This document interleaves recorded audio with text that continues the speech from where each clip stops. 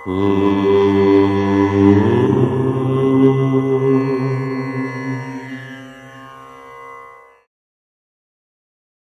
గణేశ శారదా దత్తాత్రేయ సద్గురు పరబ్రహ్మణే నమః. స్వధర్మ ప్రేక్షకులకు మాస ఫలితాల్లో భాగంగా ఈ మార్చి నెల 2024 ఫాల్గుణ మాసము ఎలా ఉండబోతోంది మిథున రాశి వారికి అన్నది ఇప్పుడు కూడా చూద్దాము. మిథున రాశి అంటే మృగశిర 3-4 పాదాలు, ఆర్ద్ర 4 పాదాలు, పునర్వసు 3 పాదాలు కలిపితే మిథున రాశి. మిథున రాశి వారి అదృష్ట సంఖ్య 5. ఆది, గురు, శుక్రవారాలు కూడా మిథున రాశి వారికి చాలా ఆనందంగా ఉండబోతోంది. ఇక గ్రహ సంచార విషయానికి వచ్చినట్లయితే 11వ స్థానంలో బృహస్పతి లాభంలో ఉన్నాడు. చాలా అద్భుతంగా ఉండబోతోంది. బృహస్పతి యొక్క అనుగ్రహం చేత అన్నింటా విజయం, సుఖ సంతోషాలు అనేటువంటివి కూడా సిద్ధిస్తాయి.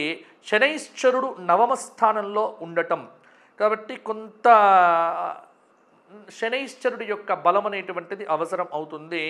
11వ స్థానంలో 10వ స్థానంలో రాహువు ఉండటం కూడా కొంత శుభంగానే ఉంది. అలాగే 4థ స్థానంలో కేతువు అంటే కొంత అకాల భోజనం, ఇంట్లో గొడవలు మొదలైనటువంటివి కూడా ఉండే ఆస్కారం ఉంది మిథున రాశి వారికి. గ్రహ సంచారాన్ని బట్టి ఏ గ్రహాలు బాగున్నాయి ఈ మాసం అంటే గట్టిగా చెప్పవచ్చు. రాష్ట్రాధిపతి అయినటువంటి బుధుడు బాగున్నాడు, అలాగే గురువు చాలా బాగున్నాడు. ముఖ్యంగా మార్చి 31 వరకు శుక్రుడు కూడా శుభంగా ఉన్నాడు. ఇది కొంత అనుకూలమైనటువంటి ఫలితాలను ఇవ్వవచ్చు. అలాగే మార్చి 14 వరకు రవి అర్ధశుభుడు. మార్చి 14 తర్వాత ఇంకా రవి కూడా అద్భుతమైనటువంటి యోగదాయకమైన ఫలితాలు ఇవ్వబోతూ ఉన్నాడు. కాబట్టి మిథున రాశి వారికి గ్రహ సంచారం అనేటువంటిది చాలా అనుకూలంగా ఉన్నది అని చెప్పవచ్చు. ముఖ్యంగా దైవ బలం అనేటువంటిది మిథున రాశి వారిని ఎల్లవేళలా కాపాడుతోంది. మంచి శుభకాలము, శుభకార్య ప్రయత్నాలన్నీ కూడా ఫలిస్తాయి. ఆర్థికంగా శుభకాలము అని చెప్పవచ్చు. అయితే ఖర్చులు తగ్గించుకోండి. పెట్టుబడులకు, అప్పులకు ఈ రెండింటికి కూడా దూరంగా ఉండండి. ముఖ్యమైనటువంటి వ్యవహారంలో పెద్దల యొక్క సహాయ సహకారాలు తప్పకుండా లభిస్తాయి. కలిసి వచ్చినప్పుడు కాలాన్ని మంచి పనులకు సద్వినియోగం చేసుకోండి. ఆరోగ్యపరంగా బాగుంటుంది. ఆత్మీయులలో కొందరి ధోరణులు, కొన్ని నిర్ణయాలు మీకు చాలా వరకు కూడా పొసగకపోవచ్చు. అయితే ధర్మ మార్గంలో నిర్ణయాలు తీసుకోవటం వల్ల కొంత మంచి జరుగుతుంది. తొందర పనికిరాదు. మీ సహనమే మీకు శ్రీరామ రక్ష. ఓర్పు అనేటువంటిది మీకు నేర్పునిస్తుంది. ఓపిక పట్టండి. పరిస్థితులను చిరునవ్వుతో ఎదుర్కోండి. ఎందుకంటే అలజడి పెంచుకోకండి. ఎవరిని కూడా మీ మాటలతో ఇబ్బంది పెట్టకండి. మాట ఇవ్వబోయే ముందు కూడా 1-2 సార్లు ఆలోచించండి. మార్చి నెల 15 తర్వాత ఒక 15 రోజులు చాలా శుభకాలము అని మీరు గుర్తుపెట్టుకోండి. ఆ సమయంలో గృహప్రవేశాదులు కానీ, గృహ నిర్మాణాలు కానీ మొదలైనటువంటివి మిథున రాశి వారు మొదలు పెట్టుకోవచ్చు. ఒక్కటేంటంటే మీ ఆలోచనను బట్టి మీ పని చెయ్యండి. అంటే శక్తికి మించిన పనులు మీరు కల్పించుకొని అనవసరమైన ఇబ్బందులు పడకండి. ఒంటరిగా ఆలోచనలు చేయకండి. ఎవరి యొక్క సలహాలు, సంప్రదింపులు, సూచనలు కూడా తీసుకోండి. మానసిక ఆందోళన మిమ్మల్ని కొంత ఇబ్బంది పెట్టవచ్చు. కోర్టు వ్యవహారాలు స్తంభించవచ్చు. వైద్యులకు, లాయర్లకు పదోన్నతి అనేటువంటిది కలగవచ్చు. ముఖ్యంగా కాలం అనేటువంటిది మార్చి 15 తర్వాత మీకు అన్ని రకాలుగా కూడా సహకరించబోతోంది.